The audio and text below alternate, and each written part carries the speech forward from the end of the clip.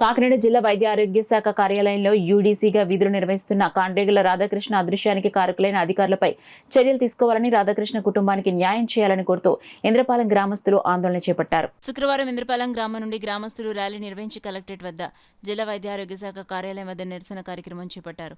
అనంతరం జిల్లా collector Shan Mohan Sagili, DM and HO Narasimha నాయకులకు వినతిపత్రం అందజేశారు.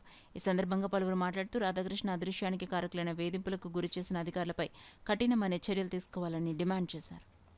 ఆఫీసులో పనిచేస్తున్న కాండ్రేగుల రాధాకృష్ణ గారు గత మంగళవారం నుంచి కనబట్టలేదు. ఆయన చెప్పులు, సెల్ ఫోను, పర్సు, బండి కూడా యానం బ్రిడ్జి మీద వదిలేసి ఆయన అదృశ్యమయ్యారు.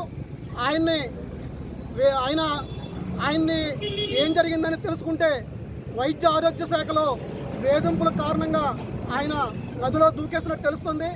ఎవరైతే వేధింపులకు గురి చేశారో ఆ అధికారులని విధుల నుంచి వైదొలిగేలాగా అధికారులు చర్యలు చేపట్టాలని, అదేవిధంగా ఆ కుటుంబానికి న్యాయం జరపాలని ఇంద్రపాలెం గ్రామ ప్రజల తరపున ఈరోజు ధర్నా కార్యక్రమం చేయించడం జరుగుతోంది.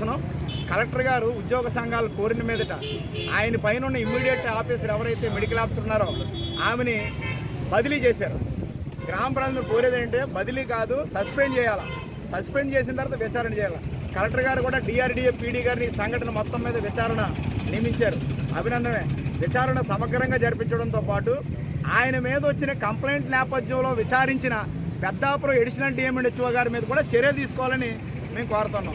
చివరికి ఏంటి, ఇటువంటి సంఘటనలు జరగకుండా నిజాయితీ అయిన ఉద్యోగుల్ని బతికే విధంగా, వారికి రక్షణ కల్పించే విధంగా కలెక్టర్ గారు కట్టుదిట్టమైన చర్యలు తీసుకోవాలి. ఇంటెలిజెన్స్ ఉంటుంది, స్పెషల్ బ్రాంచ్ ఉంటుంది, విజిలెన్స్ ఉంటుంది, యాంటీ కరప్షన్ బ్యూరో ఉంది.